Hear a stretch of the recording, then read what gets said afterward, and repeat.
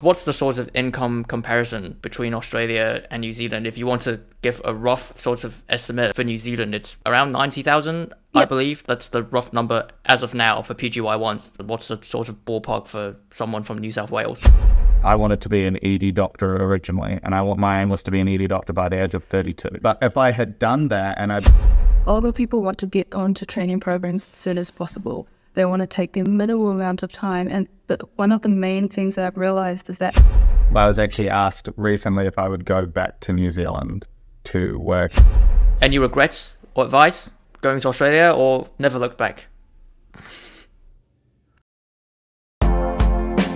Welcome back to Endoscope, the educational podcast where we look into the guts of various different topics and explore things that matter to those interested in education, career development, healthcare, and business. My name is Harry and I'm a fifth-year medical student. Joining me today are two RMOs, resident medical officers, aka resident doctors, and they're both based in Australia. Something interesting about them is that they did their medical school in New Zealand and moved across to Australia after graduating. So today we'll be discussing their insight and experience working and training as a doctor in Australia versus New Zealand, the intricacies around New Zealand medical students who perhaps are thinking of moving across to Australia, and also providing some information for international medical graduates so you can compare the nature of working as a doctor in both countries. You know, whether you're from India or South Africa or UK or Canada. Yeah, that's a very long intro, but I'm very excited to get to know you guys and learn more about practicing as a doctor in both countries. So if we could just get started by having a quick introduction of yourselves. What's your name, what you do, and where you're from? So I'll start. My name's Syndey, and I'm a PGY2 RMO currently working in Sydney. And I moved over to Australia actually in my intern year, so right at the start of PGY1. Nice. Hi, I'm a PGY6 working as a surgical registrar in rural Victoria. I've been here in Australia for 5 years, so I came over at the start of my PGY2, so I did 1 year of internship in New Zealand, and then I came over to Australia. Sure. So just to clarify, Syndey, you came over straight after medical school, and I knew you came over after 1 year of internship. Yeah. That's correct. Yeah. Nice. So why medicine? And, you know, I always ask my guests this question, whether they're a software engineer or a doctor. Why medicine, and how long have you guys wanted to be a doctor? Mine's probably not that interesting. It's one of the classic, like, Sure. as an Asian kid, you're just like, oh, is it lawyer, is it accounting, is it doctor? And I think I was always interested in more in like biology and just the STEM subjects in high school. And I think I just kind of fell into medicine, and then slowly grew to love it as I went through medical school. Yeah, sure. Yeah, no, I'm sure that's for someone, you know, I'm of Chinese background, and that's something that's quite typical as well. How about you, Anu? Yeah, I'm in a similar boat. I'm of Indian background, so I totally understand where both of you two are coming from. Both my family come as a family of engineers. My older brother was an engineer, and I really didn't want to kind of follow in their footsteps. So I did okay at biology in high school, and so I'm from Palmerston North originally. I really wanted to move as far away from home as possible, and Otago was a really good fit. And so I tried health science in Otago, and like Syndey, once I started, I began to love it, and I continue to love it even as a surgical registrar. So It seems like, you know, you came from a family of engineers. Seems like you've got a very wide range of career option there for you to choose from. So when did you guys start thinking about relocating to Australia, and what's sort of your motivations?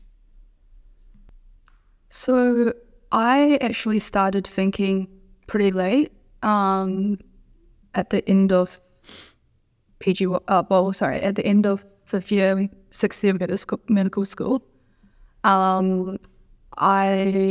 Sorry, fifth year or sixth year? Sorry, sixth year. Yeah. Sixth year, okay.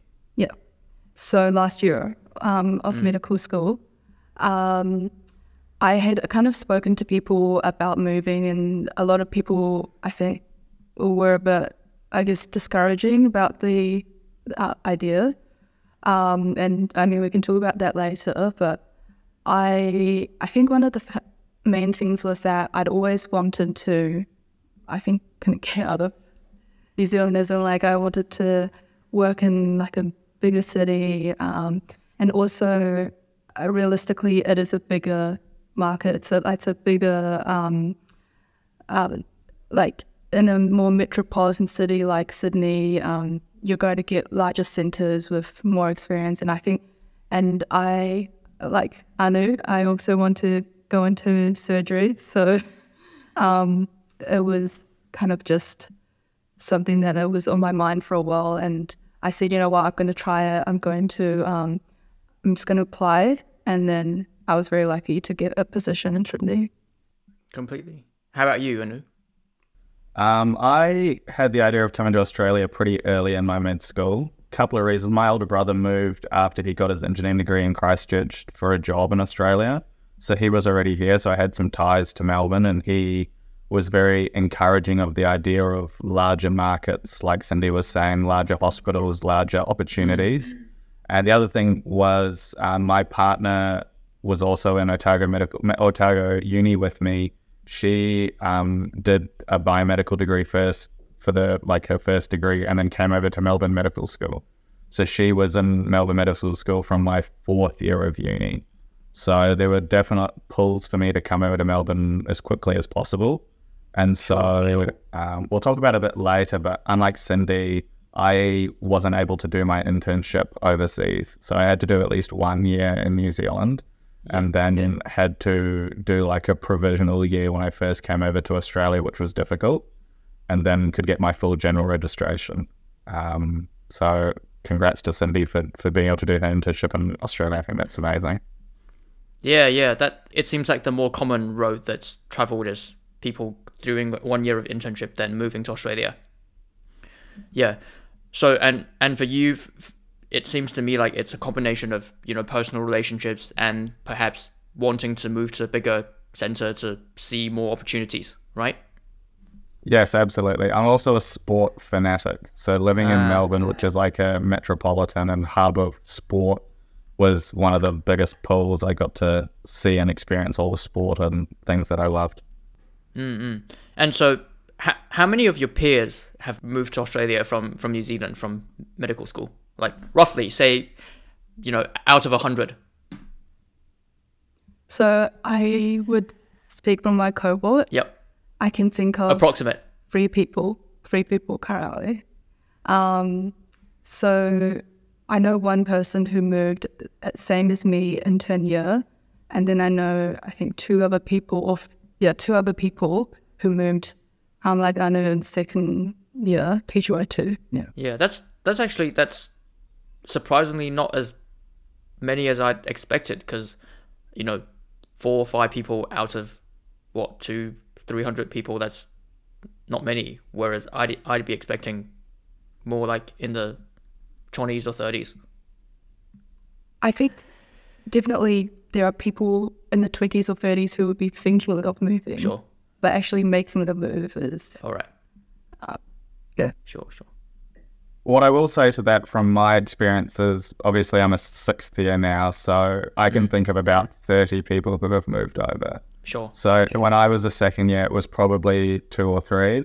And then as people finished a residency and like kind of HMO years in New Zealand, and either were trying to get onto training programs, or now success. I've got a few friends who are kind of GP fellows.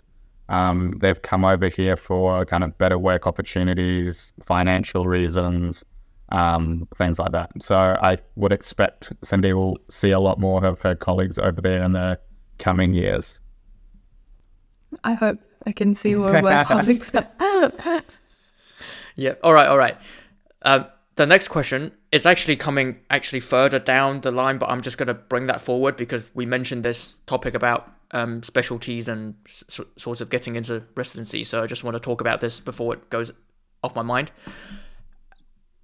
How competitive are the specialties in terms of Australia versus New Zealand now? This might be more of a question for Anu, but you mentioned that you want to get into surgical training program. I've always heard the saying that it's more competitive in Australia to get into a training program. And if you guys could just clarify that a bit. Yeah, I'd love to hear from Anu as well for my... All right.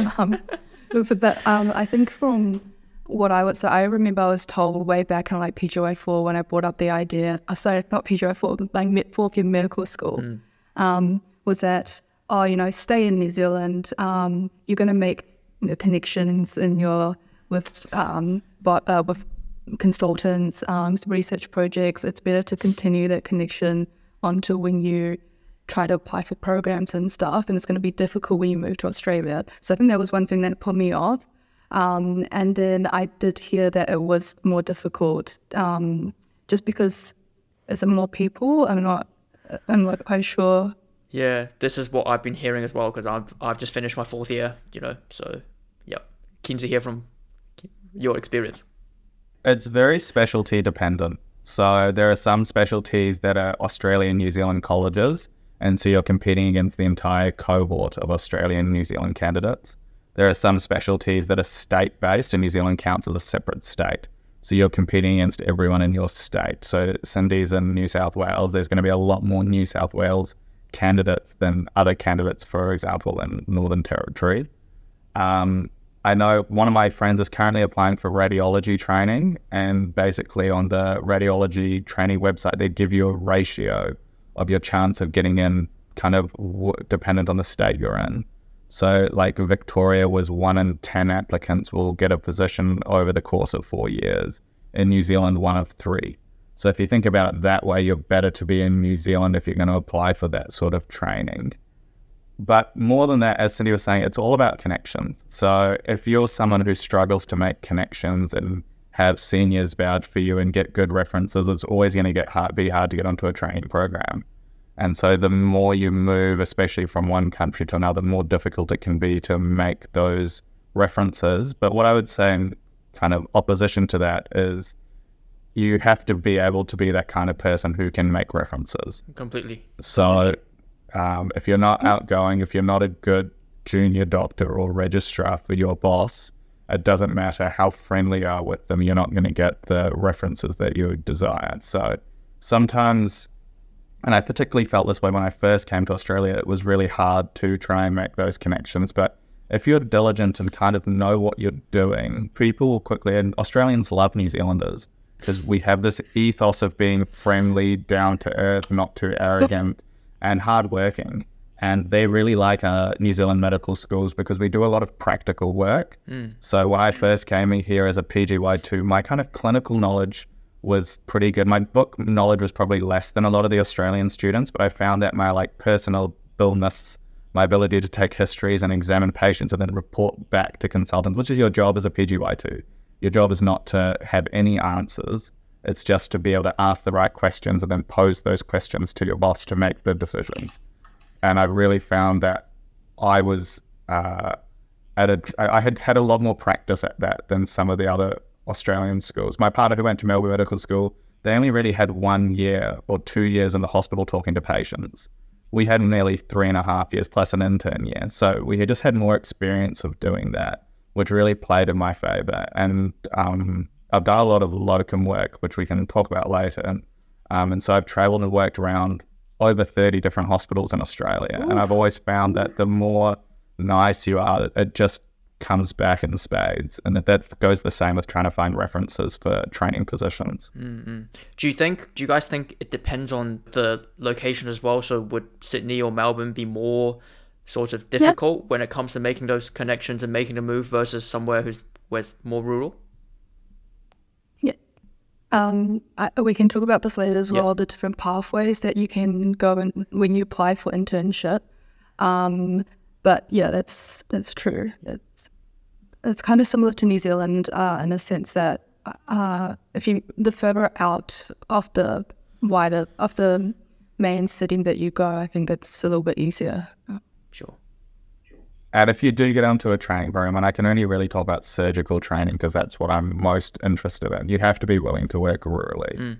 You have to be willing to get on a flight and go work in the middle of nowhere for a year and kind of leave your family if you've got kids, if you've got a partner, they either have to come with you or you leave them behind. And that's part of the complexity of surgical training. Yeah. Medical training, I'm sure, is very similar, but that's what makes it so hard. And particularly at the moment, surgical training is so in such high demand with limited supply. So it's even harder to get on than it was 15 years ago when it was really hard to get on. One of the plastics training registrars who's here at the moment and where I'm working, he applied 5 years in a row. He was a senior registrar, non-training in Monash, which is one of the major plastic centres in Melbourne. He's highly skilled, but he just would apply, and he became so sub-specialised because he had only been a plastics registrar.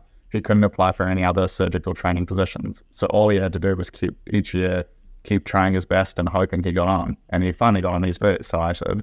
But then it's 5 years from there. Well done, honestly. Yeah. He's in his early to mid-30s, and so you kind of hope you get on as early as possible, but it's hard. Yeah, true. And so just to kind of round off the specialty competitiveness talk, I had some questions from my peers asking about like specific specialties. I know I'm not expecting an exact answer from you guys, and again, for all the people watching, anything that we say in this podcast, it's not binding, so don't take everything with a grain of salt. So in terms of specialties, I know that you're more interested in surgery. How about specialties like anesthetics or cardiology or medical specialties and things like that?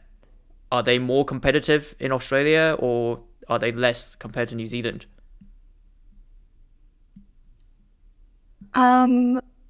I just know from people who want to go into anesthetics that every second or third person I come across now wants to do crit care or anesthetics.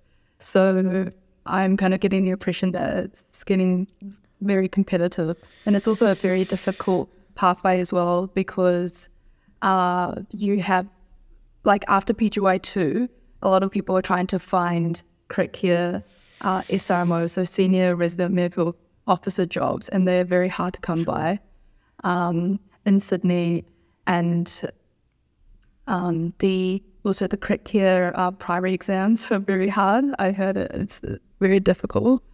And so in general, I think it's becoming more popular. And in terms of your question around cardiology, I think that's the basic physician training network. Yeah. So that is getting into the BPT pathway first, and then going on to choosing which subspecialty you want to do.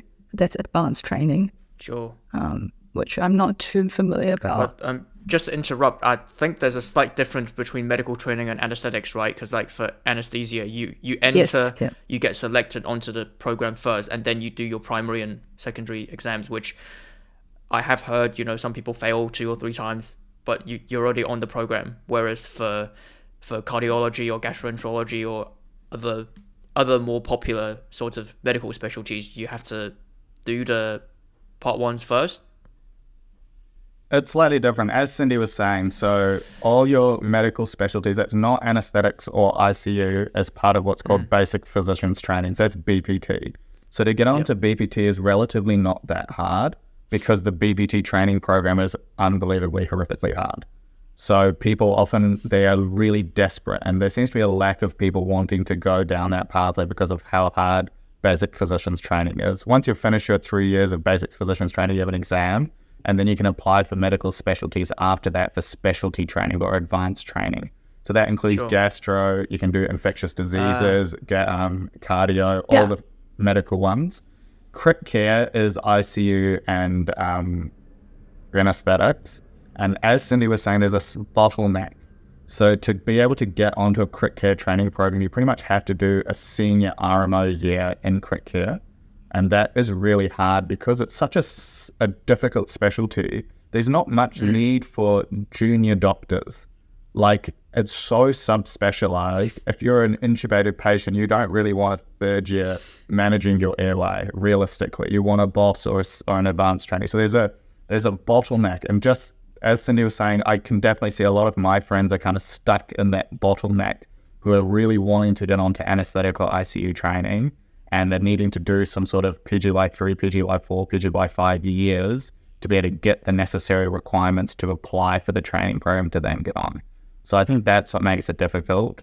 ED is its own thing. That's FACEM training, Faculty of Advanced Care of Emergency Medicine, and that seems to be not too hard to get onto at the moment. There's a lack of people wanting to go into ED, and the same with GP. There seems to be a lack of primary care physicians in general in Australia and New Zealand. So those sorts of, if you're thinking about difficulty of getting onto training programs, those seem to be easier. But it seems to always ebb and flow. Like ED, I remember when I was in med school, ED seemed to be really difficult to get onto, and everyone wanted to do it. But now it seems to be there's a move away from people wanting to do ED, and everyone wants to do surgery and anesthetics.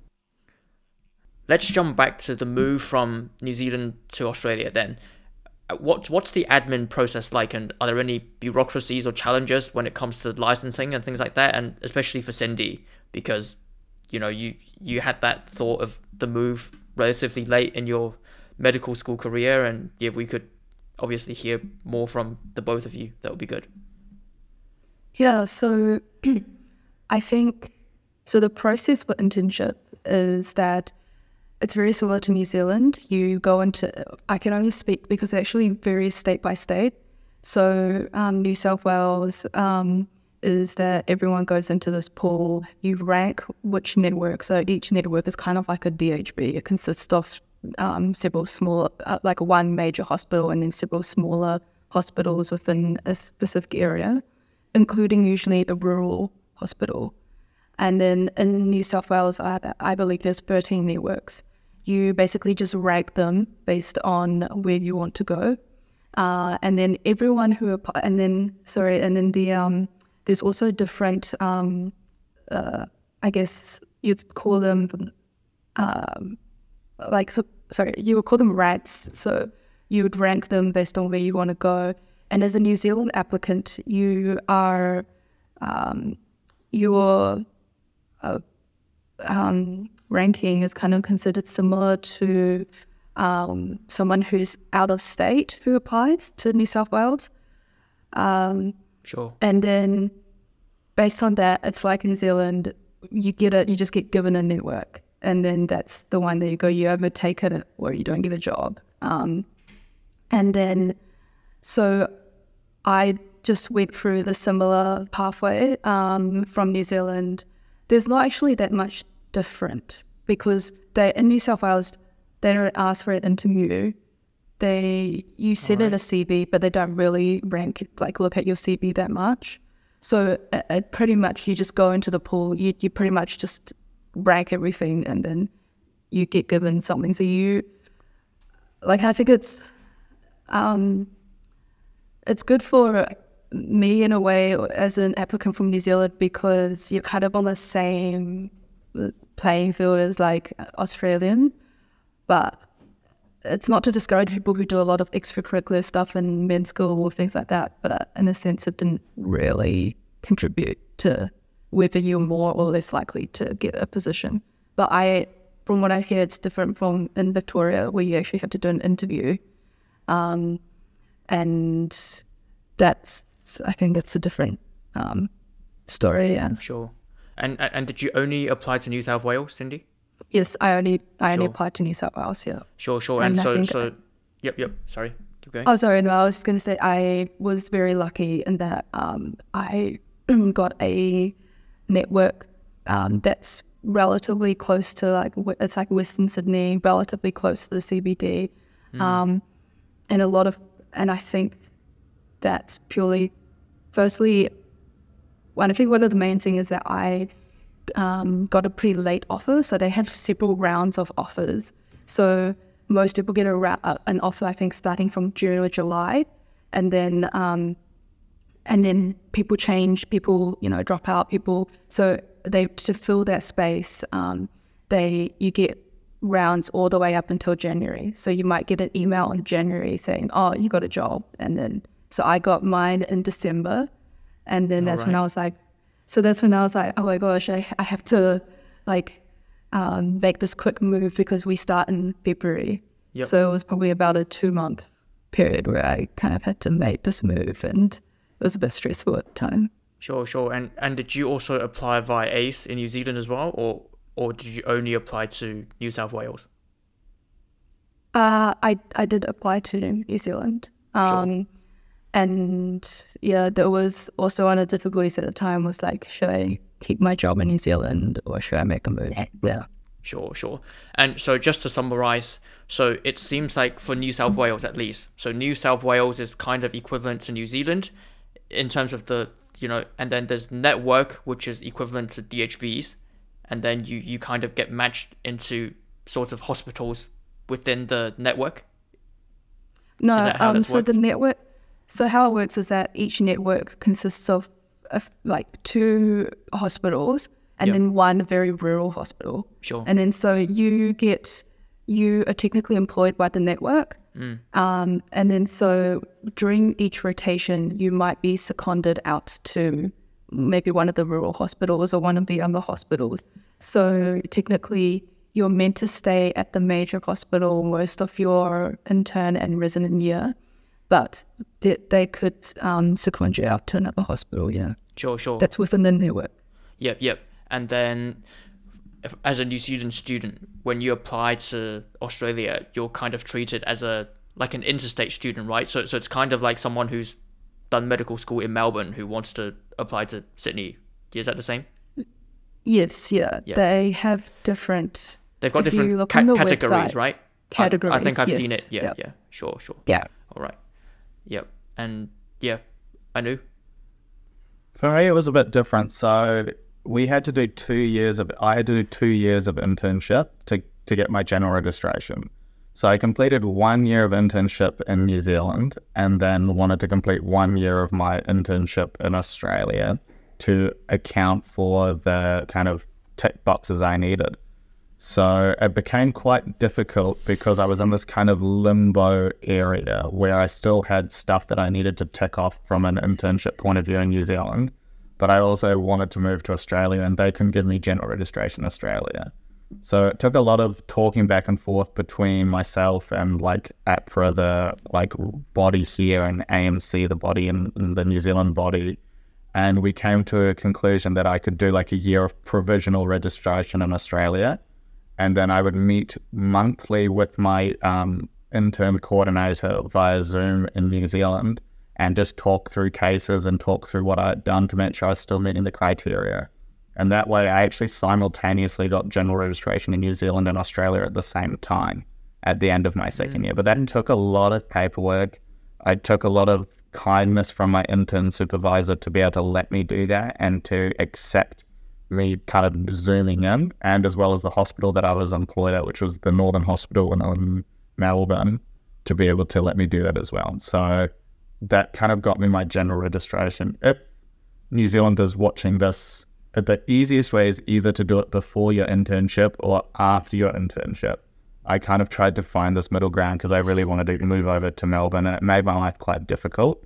But if you wait to finish your internship and get general registration in New Zealand, then that equivalates directly to general registration in Australia. Or you can do what Syndey's done and try and go before internship so that you can do your internship and then get general registration in Australia straight away.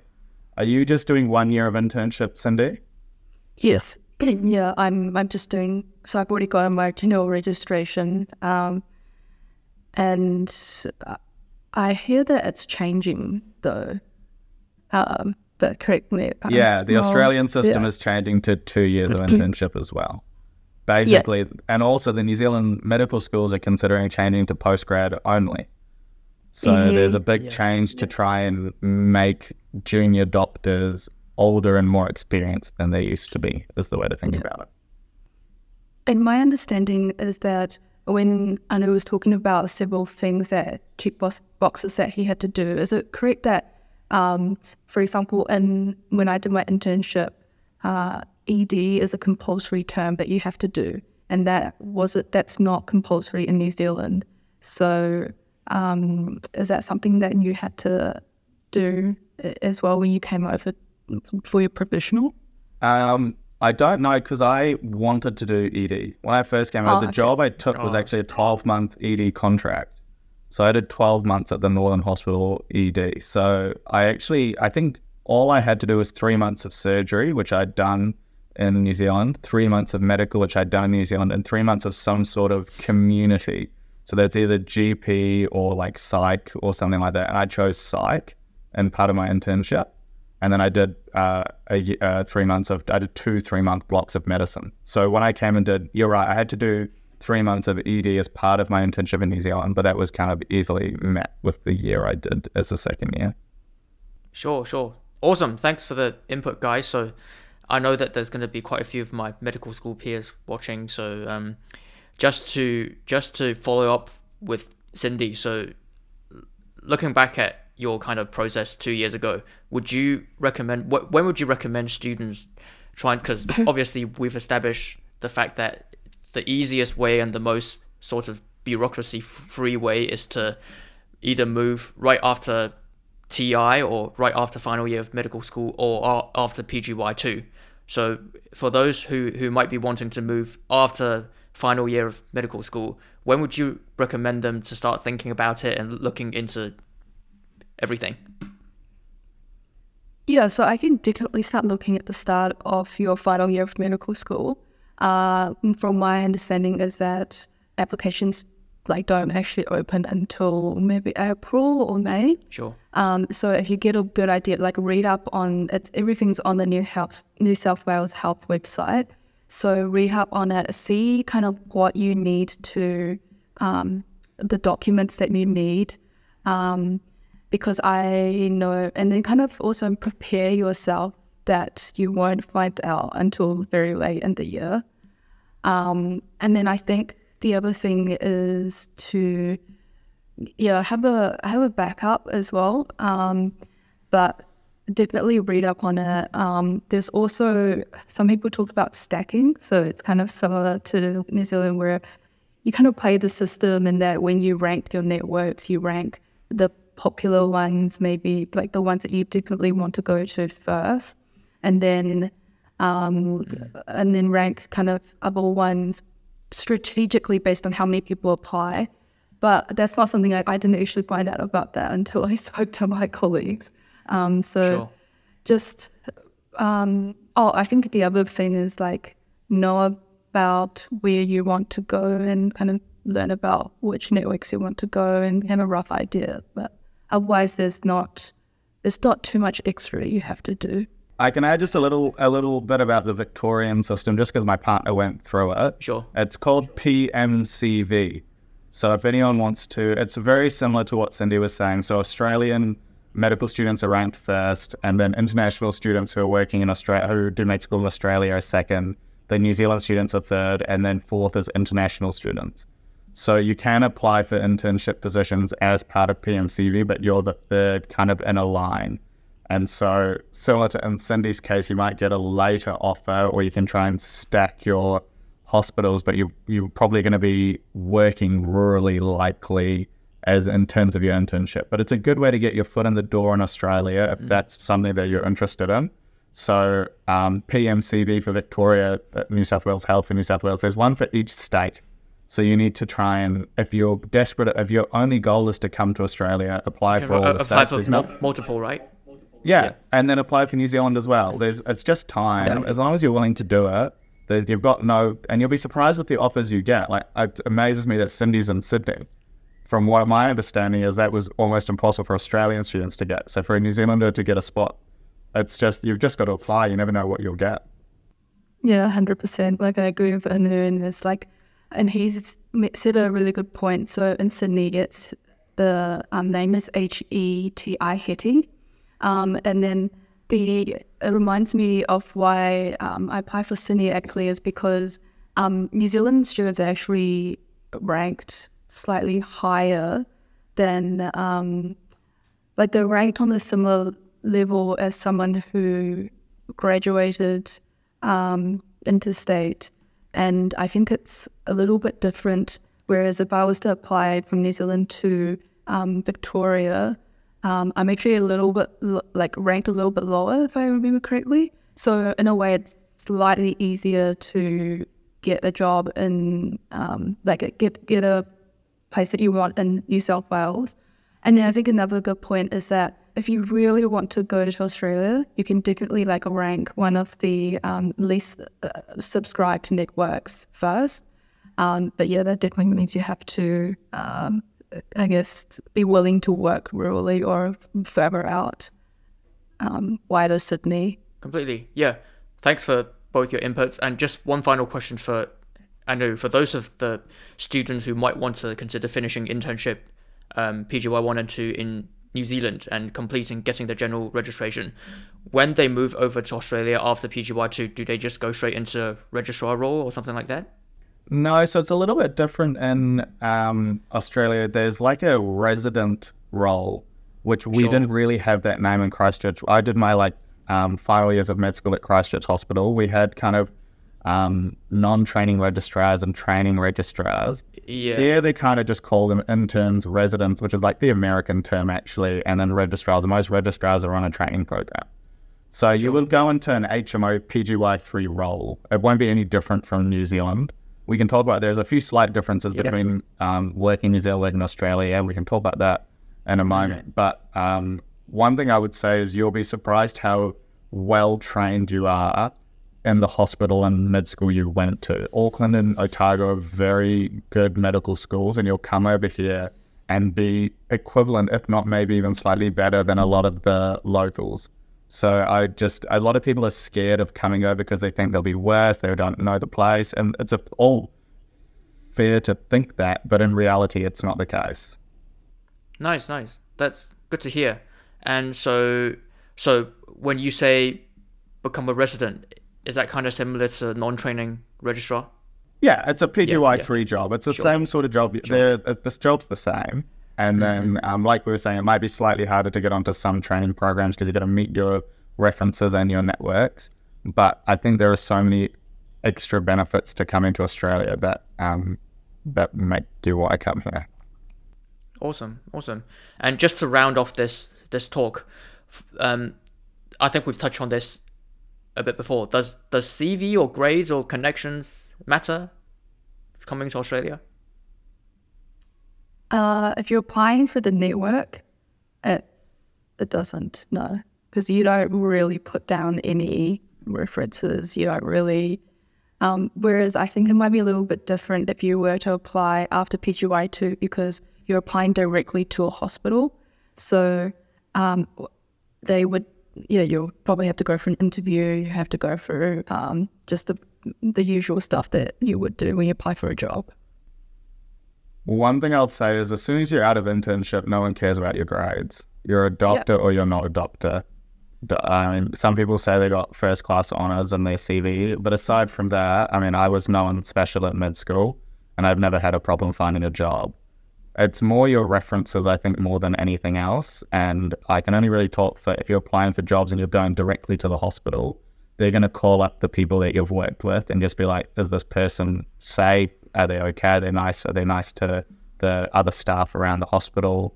And not just the connections and the reference you have there, but also connections you may have in the hospital itself. So, for example, I'm currently working in Portland District Health, rural Victoria, small hospital. I knew one of my colleagues and I managed to get him a job. It's just so easy. And there's a lot of kind of ways that you can have someone at the hospital vouch for you. And I think that's the hardest part about coming from New Zealand is you often don't have those connections over in Australia to get, especially into the big major hospitals. But as soon as you can get your foot in the door and so you make one connection, it just flows on and you'll be surprised where everyone else has worked. I've got connections all throughout Victoria now just because I've been traveling so much. Yeah.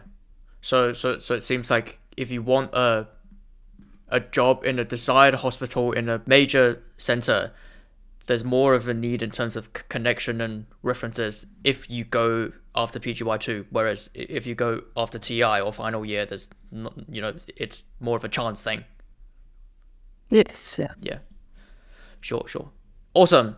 Yeah, that's probably one of the most the juiciest parts of the talk for most people watching, but let's just kind of shift our discussion towards the nature of your work then. Comparing New Zealand and Australia, the differences in terms of working hours and responsibilities and work-life balance and that kind of thing. Can you guys chip in a bit on that? So I would really love to hear for anyone who's like worked in both countries, because I can only speak for New Zealand. But as an intern, I can talk about like the intern here. I was super scared before I came over. I was like, this is a completely different health like a system. I've never worked here before. You kind of had that imposter syndrome, and also just scared of like not being good enough because you're working with all these other like Australian graduate medical students who've done their clinical placements in hospitals, so they know how it works. And so I was really worried when I came over here. And then I've realized that New Zealand medical schools, like Hanu had said, is that they prepare you very well for your first year. And there's definitely a steep learning curve, just more in terms of like, it's the medical records, but that's something that, you can pick up in like a week. And everything else, I also realized that everyone is kind of, even with the Australian grad medical students, they also kind of didn't know what was happening. And so everyone is just kind of in their first week like of internship, not really knowing. So you're still in it together. And I think the other difficult thing was that when I started, it's different in New Zealand, but you have 5 terms, you have a compulsory ED term, and then you have a compulsory nights and relief term. So nights and relief is a term where you just do nights, you just do like the after hours relief.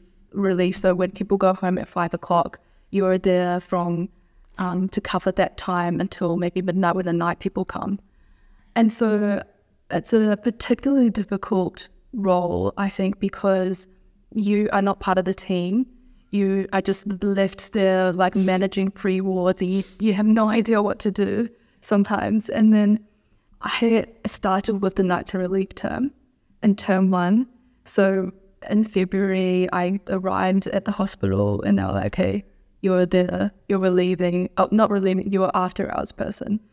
And so you're just that one JMO who covers the ward, and you're not, there's a registrar level who covers the hospital. There's just one, but who you can go to for questions. But if there's an unstable patient, if someone's unwell, you're there to see them first.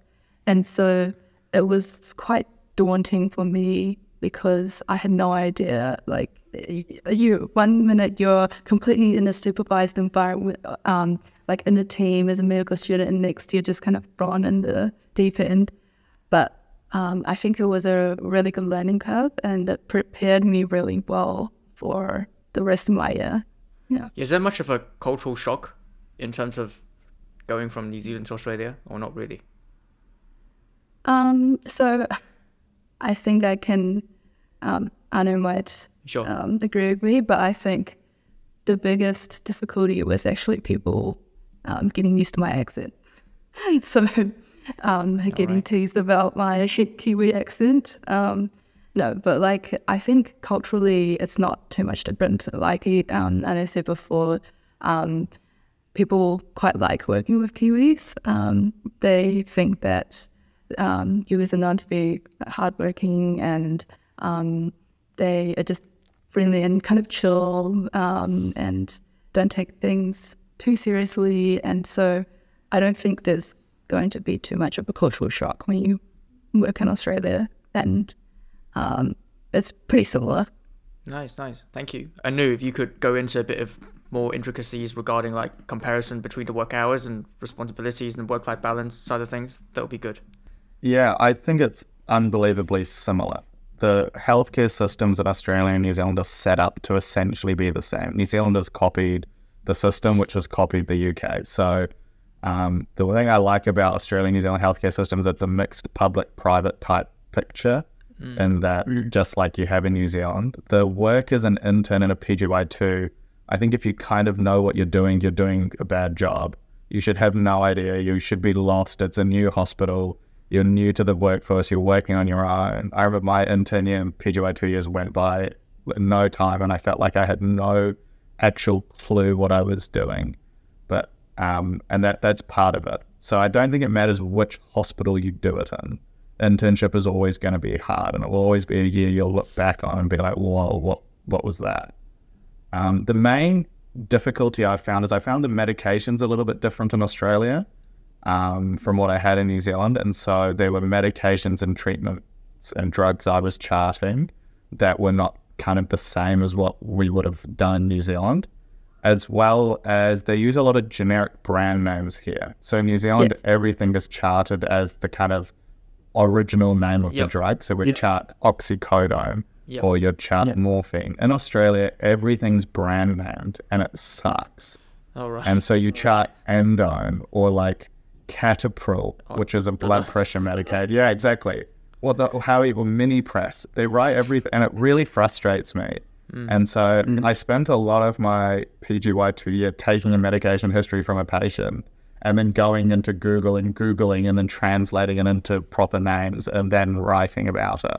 And so that was probably the major difference. I would also say that Australia is a little bit ahead of New Zealand in terms of its treatments for some diseases. With kind of pharmac and things in New Zealand, you end up with cheaper drugs but just slightly behind. So there were a few drugs, like especially diabetes management. I found that my kind of drug choices for diabetes were a little bit behind what the Australian students had learned. And I think all of that is like being a doctor is you never stop learning. So as long as you appreciate that, you come out of med school and you still have a mountain to climb in terms of your learning, then you're okay.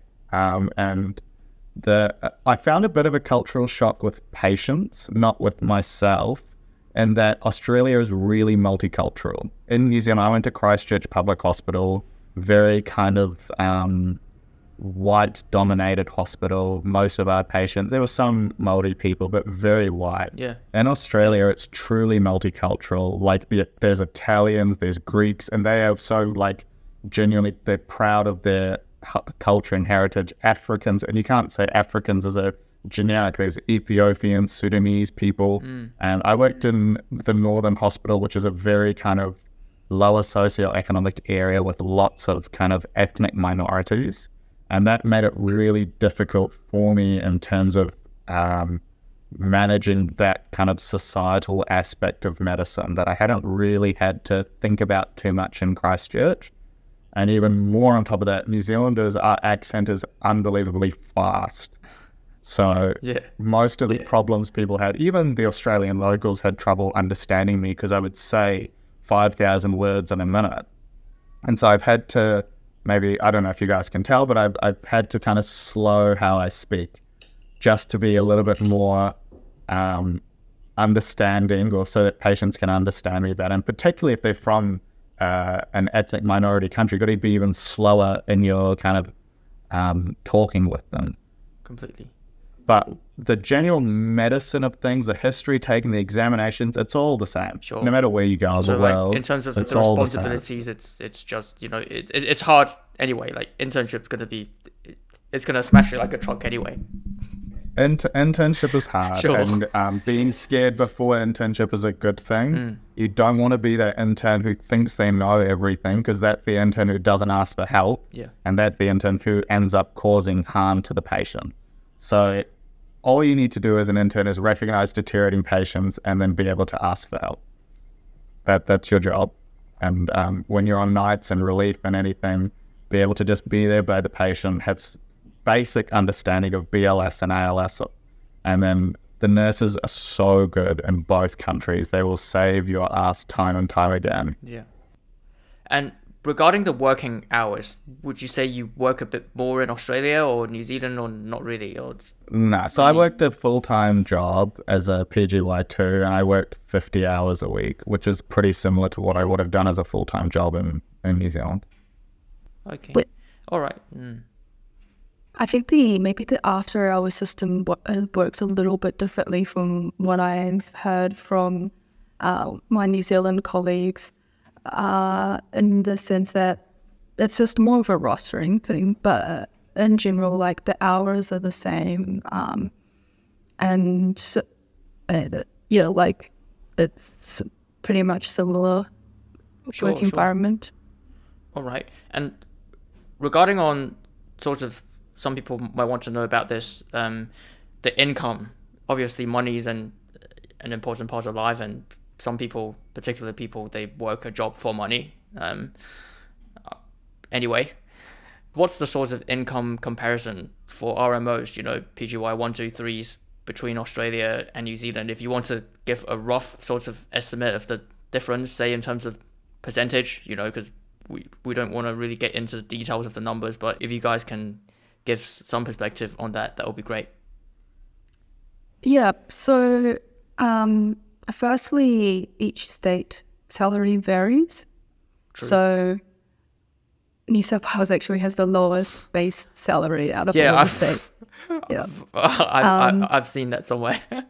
Yeah, but so you get a base salary, and that's can't remember but that's, and then on top of that though you get what so overtime. So you have unrostered overtime pay. So that's any hour that you work. You have your 9 to 5, so not 9 to 5, so 8:30 until 5:30, I think. And then any time that you work after 5:30, you can claim that as unrostered overtime, and then that's like a certain percentage above, on top of the hourly rate. To claim that, you kind of submit like it's like an online form, and then someone from the hospital approves it. And the hospitals I've worked at have been very good. They usually approve these unrostered overtime pay, but obviously you have to justify it. And as you know, like as doctors, you don't really work in 8 to 5. You have to stay behind if there's sick patients, if there's things to sort out. It's also taking responsibility about not leaving things to the after hours person who actually don't really know your patient very well. So a lot of times I've had colleagues who have to stay behind until 8 or 9 o'clock at night, or 10 or even more, just to figure things out. But I think you can claim that as overtime pay, which afterwards, depending on how much overtime you work, it can add to your base salary by quite a bit, maybe 10 or 20,000. Yeah. So what would you say is the ballpark figure for a PGY1 on average in New South Wales, say? Because I know that, for example, for New Zealand, it's around 90,000, I believe. That's the rough number as of now for PGY1s. What's the sort of ballpark for someone from New South Wales? I'll say similar. Yeah. Similar? Yeah. Okay. Similar, maybe, 90 maybe, Australian dollars, yeah. Australian 90, sure. And Anu? Yeah, the base rate I think is pretty similar, and overall, but I think the overtime and unrostered hours you get paid more. So there were some, like when I worked in the ED as a PGY2, there were some shifts that would be at the locum rate for the shift. So like my base rate would be at $50 an hour or something, and then there'd be a locum rate for the shift, and you could pick it up as an extra that would be at like $100 to $150 for the shift an hour. Sure. So and when I first moved to Australia, I was really wanting to try and make money, so I picked up lots of overtime shifts. So in my PGY2 year, I did quite well. I made more than probably what I would have done in New Zealand because I had the opportunity to do that. But that was because I had no real social connections, no real kind of social life. I did a lot of, my work-life balance was probably not ideal, and I picked up a lot of extra work. So you're meant to only work 4 ED shifts a week. I was probably working 5 or 6. And I did a lot of night shifts and things like that. So if you wanted to, I think there's more opportunity to make more money. If someone is really money driven, there's more opportunity to make more money, but the base rate is very similar to New Zealand. Sure. So if you kind of want someone who's want to do the similar kind of work and similar level of workload, the difference, it seems to me, it's not much difference. Maybe slightly higher in Australia, but not even, it's negligible. I almost maybe think if you're going to live in Metro Melbourne or Metro Sydney, it's probably less relative because the cost of living is so much higher. I was living kind of on the outskirts of Melbourne, and so my cost of living is probably similar to what I was in New Zealand. But if I had lived in Metro Melbourne and was working at, let's say, the Royal Melbourne Hospital, I think it would probably be, I would be in a less better financial position than if I was in New Zealand. Sure. Yeah, that was the next question on the list. In terms of cost of living, you know, general housing, transport, and daily expenses, comparing sort of Sydney and Melbourne to Auckland or Christchurch, do you find it the cost of living a bit more than New Zealand, or? Yes, I think. Well, I lived in Auckland most of the time, so Auckland is also quite high in terms of cost of living. But Sydney is definitely a lot more. Talking rent is takes a big chunk out of, and especially depending, you want to live somewhere that's close, and so if I'm living close, I work in a pretty central Sydney hospital, and so my rent is quite expensive, and then groceries and things like that are also pretty expensive as well in Sydney. So I think. Do you think Sydney is more expensive than Auckland? Definitely. Definitely, all right. Yeah, I thought Auckland was bad. Like, Auckland's the worst in New Zealand, right? Yeah. But, like, all right. Sure. Yeah, I'd say rent is significantly higher in Australia, and kind of you take the major metro cities and compare them. But petrol's quite a bit cheaper than in New Zealand, especially at the moment. And I don't know about in Metro Sydney, but in kind of metro-ish Melbourne, the groceries are probably cheaper in Australia as well. So that rent proportion is significantly higher. So if you're able or willing to live away from the metro city, then I think your cost of living in general is probably lower because you're only paying for fuel and groceries. So I'm living in kind of the middle of nowhere in Portland, Victoria. My rent isn't very expensive, and my grocery and petrol and kind of stuff are not as bad as they would have been in even rural New Zealand. I think the public transport system in Sydney is also a lot better. You've got trains, and it's also more reliable. So that's always an option as well. True. And so regarding the work-life balance side of things, obviously, Syndey, you're based in Sydney, and I know you've been in Melbourne, comparing it to New Zealand. How's that?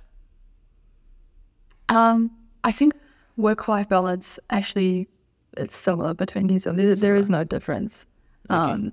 And it's more dependent on how you manage it rather than where you're working.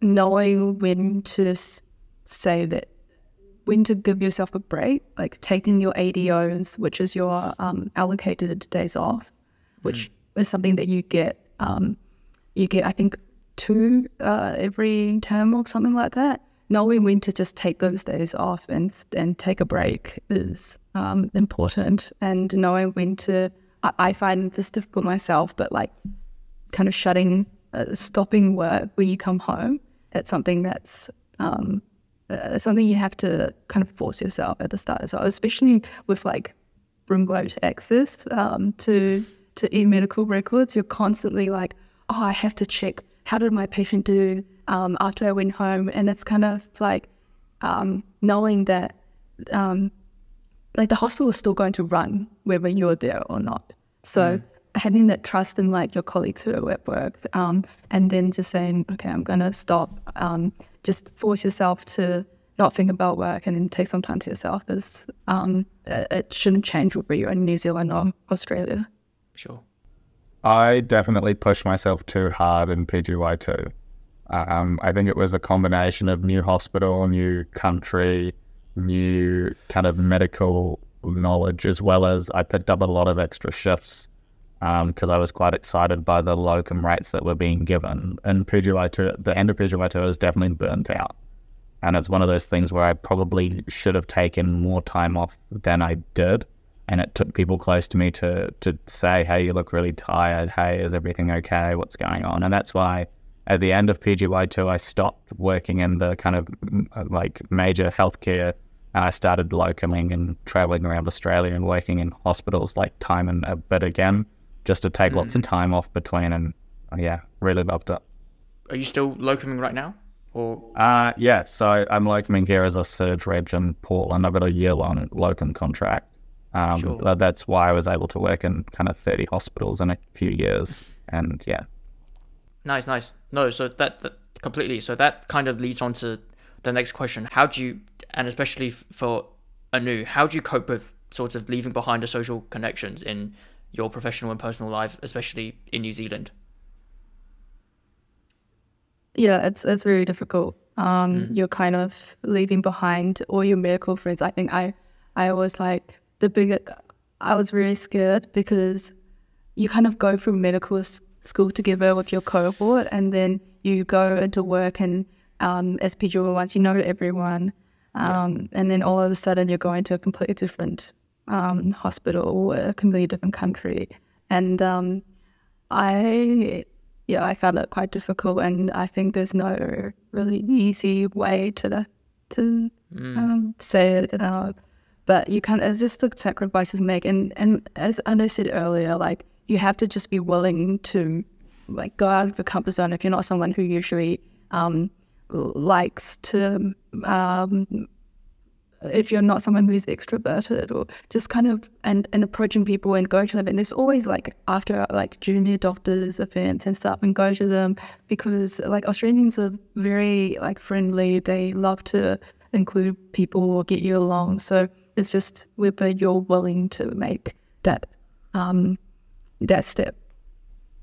Yeah, humans love comfort. It's really easy to stay behind and be in what's comfortable.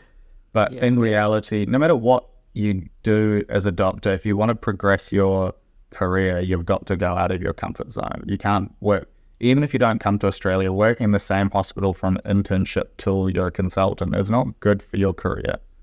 Like, it's not good for you personally. It's not good for your career. It's you meet the same people, you're comfortable, it becomes easy, and you're not pushing yourself to grow as a doctor, as a person, and everything. So as hard as it was as an intern, and like Syndey was saying, I had friends that I'd gone through the trenches of medical school with, and that kind of bond you make is so strong because you're just hating medical school. You don't understand what's going on. You have exams coming up next week. There's problems in the flat. There's social issues, all sorts of stuff. And you survive and you get through and you get your degree and you become an intern. And it's so exciting to be together.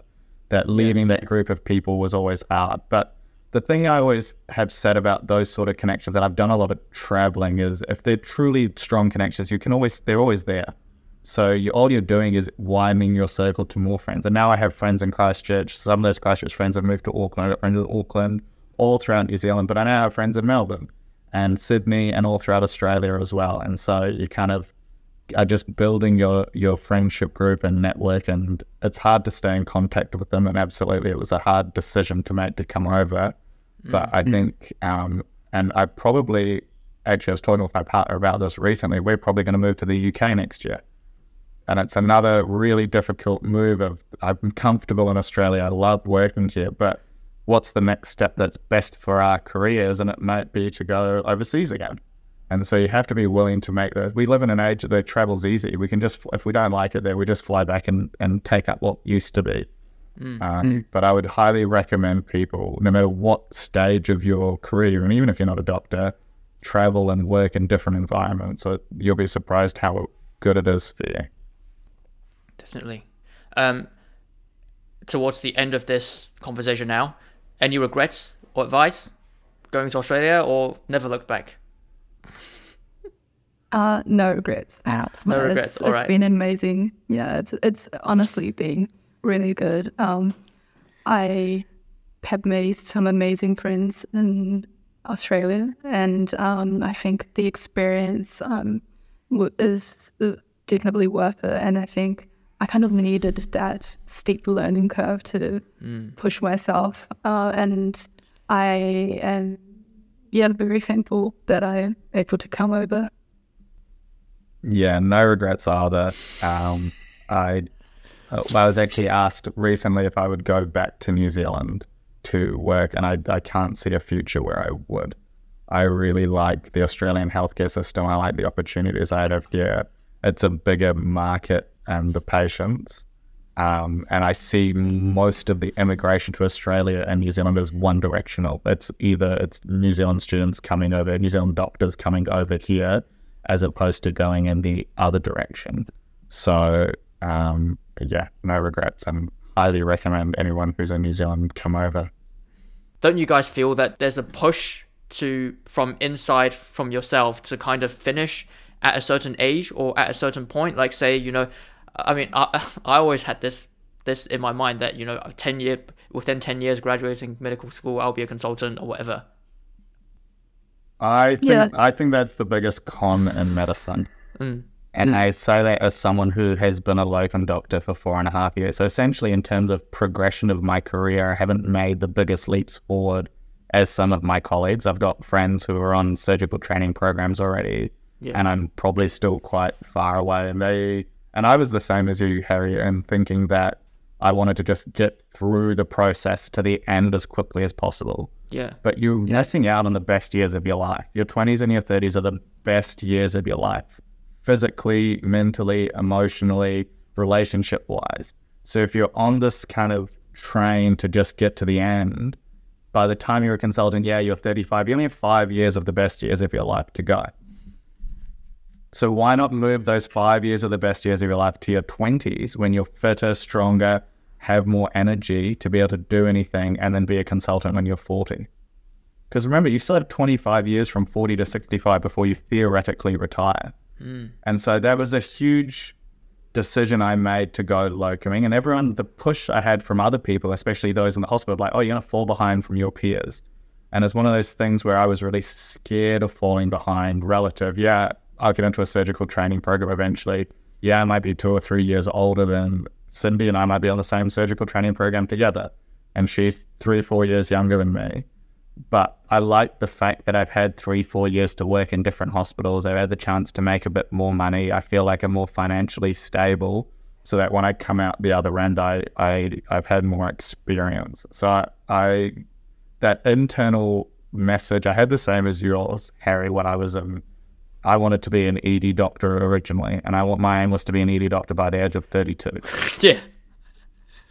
Because it's natural to want to just get to the finish line as quickly as possible. But if I had done that and I wouldn't have become a surgeon, and that's what I want to become now. Yeah. So I didn't give myself the time or the chance to experience everything. And so that's what I would recommend to your viewers, is go experience life while you're still young and have the energy to do so. And so I'm jealous of people who took gap years in med school. You never regret taking time off. Completely. We'll get into this talk soon, but like completely. There would be, if I was to say my only regret, I kind of wish I took a gap year. The hard thing is I had no money to do anything. And so you've done this weird thing where you have lots of time to be able to do it, but you have no money to do anything with it. So I find in your early 20s to mid 20s is a really good time to go learn about yourself and experience things. Sure. And yeah. And I was going to say that I completely agree with what Anu said, and brought up another important point is that a lot of people want to get onto training programs as soon as possible. They want to take the minimal amount of time, but one of the main things that I've realized is that when you're on a training program, technically you're dedicated to that. So if I can speak for surgical, for example, in a way you still are expected to do some operation. You're expected to know certain things, and if you get onto it as soon as possible, you won't really have that experience. And so it's really important to sometimes take a bit of time as well, just to get the experience.